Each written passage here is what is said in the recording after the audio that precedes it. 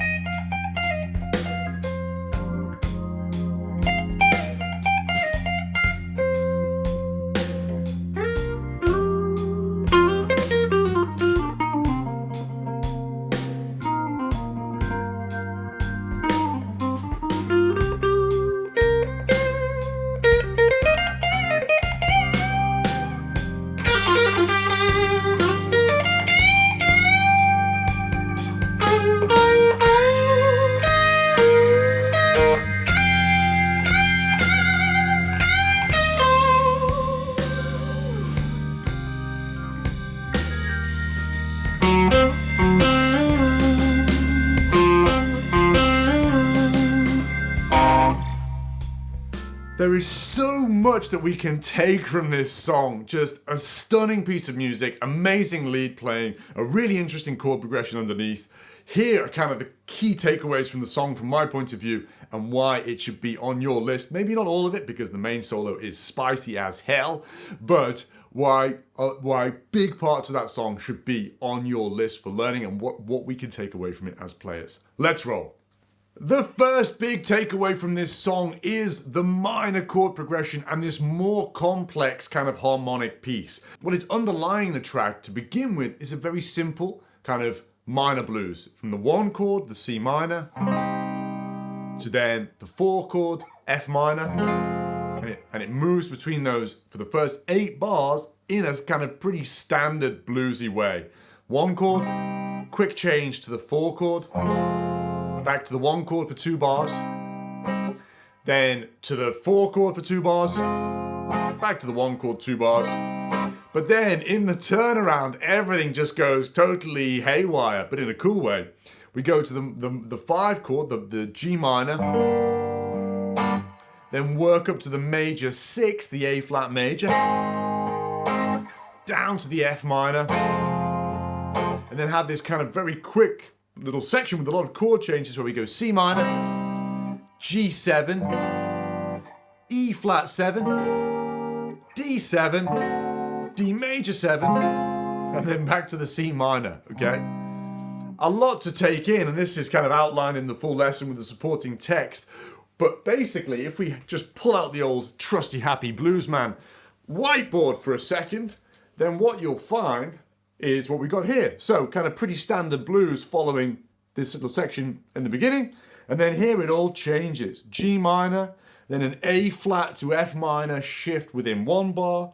And then 3 chords here happening in 1 bar before tying everything up with, again, another kind of change within the bar, moving from that D7 to the D flat major 7. So it's a wonderful progression to get under your fingers to essentially get you used to playing more complex progressions and tracking those. And not only doing that, but thinking about the feel here. This isn't played on the guitar, but we can approximate the feel of the track as guitar players. And one of the best ways of doing that is just sort of in that earlier section of the progression, the C to the F, just taking a very relaxed approach.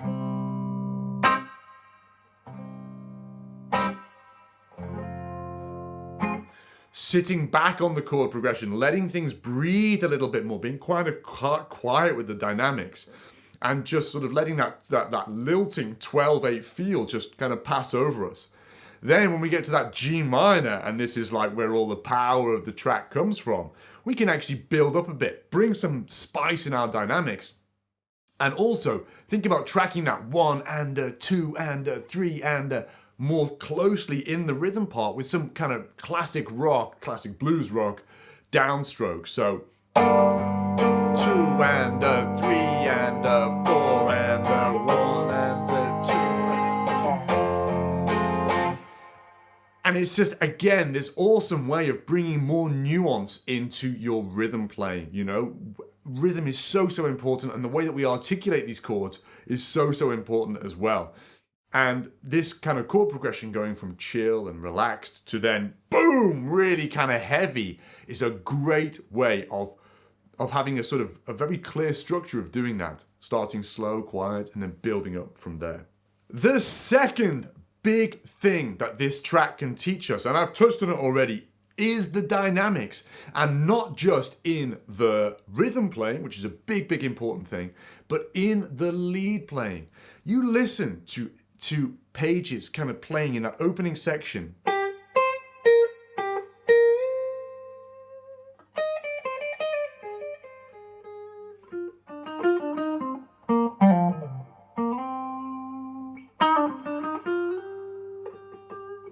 There are some notes that he plays so quietly, and it's almost just like you're not really, it's just sitting there in the background. You can hear that something's going on, but the note is not blooming through at all. And in that opening solo, he uses dynamics to kind of focus us on the notes that he wants to emphasize.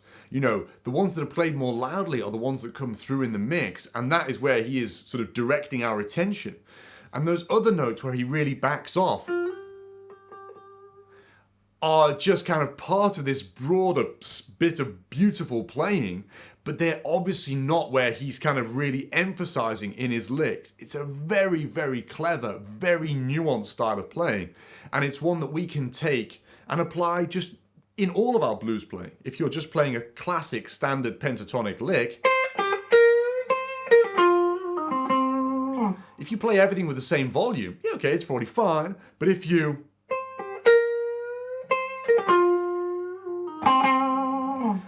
mix that up a little bit, playing some notes louder than others, some notes really backing off, you get a much more vocal, expressive, and dynamic piece of playing.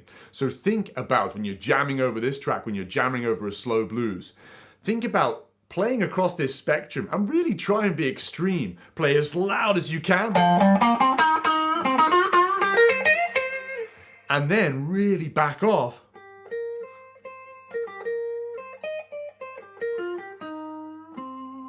And then, you know, once you can play across that extreme, bring it to be something that's a little bit more balanced and that you would actually use in your playing. It is a wonderful way of making you a more vocal, expressive, and just a better, more well-rounded blues player. The third big thing that we can take from Page's playing here is unusual minor pentatonic phrasing. Okay, so I mean, if I had a euro or a dollar or a pound for every time I heard the phrase trapped in the pentatonic box, my goodness, there would be a gold top hanging on that wall behind me. There would be a couple more Strats, because I love Strats. This whole room would just be gilded in beautiful guitars, even more beautiful guitars than there are right now. It's such a common complaint that people say, I feel limited by what I'm doing. But this is an example of how much mileage you can get from the minor pentatonic scale. We're in C minor. And Page is kind of playing mostly in that first shape with some other stuff going on. We'll talk about that in a minute. And then he kind of touches up into the second and third shape. So when we go to this little section in the opening solo, okay, that feels very unusual.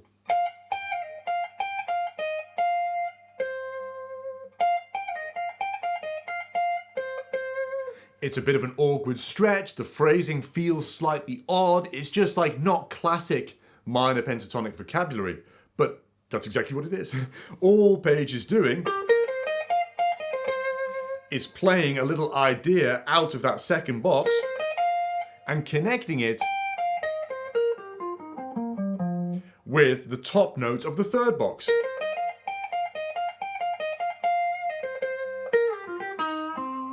It sounds like something a little bit more exotic than the minor pentatonic scale, but it's not. It's just those classic ideas sort of repurposed in a different way. And if you, take that example as a great starting point, but if you look at the minor pentatonic with fresh eyes, you will be amazed at how much you can get from it. So if you do feel trapped, if you do feel limited in what you're doing, start to mix things up a little bit in your approach. Just sort of say, well, what happens if I put these two notes together? What happens if I go into this awkward stretch? What happens if I just, try something that feels a little odd and a bit weird? So often that's where the gold will be found, and you'll create these lovely little phrases that don't happen when you're sticking in those kind of more classic box shapes and doing that kind of a thing, okay? So this slightly altered minor pentatonic phrasing is a big thing that we can take from Page. And finally, this song introduces us to more advanced soloing techniques. What Page is doing in that intro solo, he's using the Aeolian mode. So in this position here,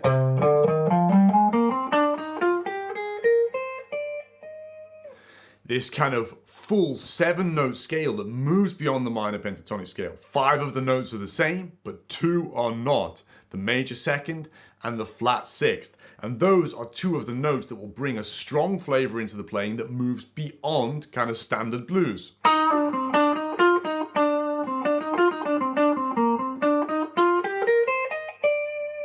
And that is what Page is doing exactly at the beginning.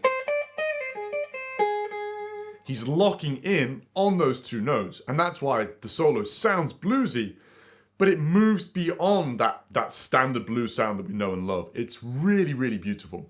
Now, the Aeolian mode, how to play it, that's like a whole other lesson, maybe a whole other course for another day. But 5 of the notes are the same as the minor pentatonic.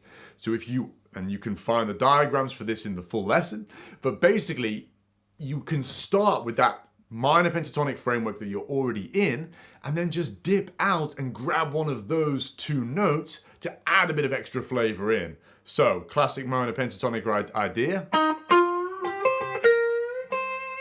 And then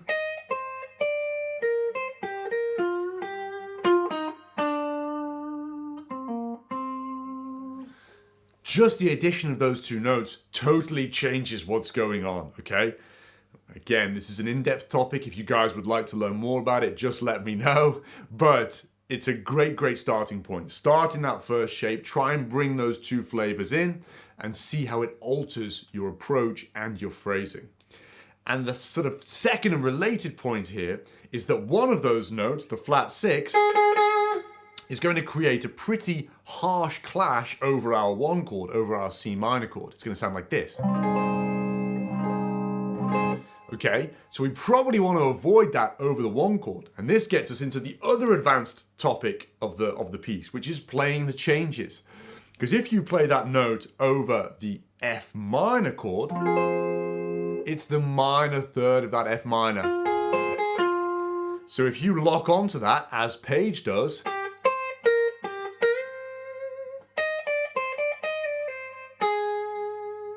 it's going to sound awesome. And that same 1 to 4 minor movement happens all over the place. So like, B.B. King's Thrill Is Gone starts on the minor 1 chord, then moves to the minor 4 chord. It's only 1 fret lower. So if you hit that note of G over that track, it's going to sound awesome. And the same would be true of Gary Moore's Midnight Blues, actually in the key of C minor, same thing. Starts on the C minor chord, goes to the F minor, and that's exactly what Gary Moore does in his solo.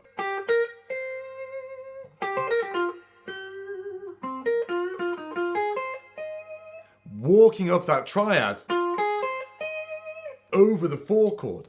It's a wonderful way for getting you kind of into that world of playing the changes, outlining what you can do as a lead player. And because it's just 1 change and 1 note, and it's all in that kind of contained position, and you can tie it in with the Aeolian mode, it brings together a lot of kind of cool, cool ideas in your lead playing in one go. So, Forget the forbidden song, Stairway to Heaven, although that's also awesome. I love the solo. I don't think it should be a forbidden song. People should be able to play what they want to play in guitar stores and anywhere else. Let me know if you agree.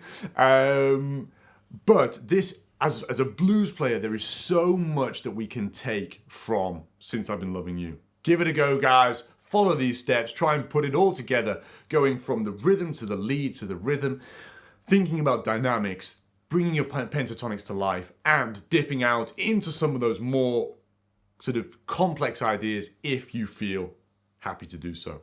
Good luck. See you next time.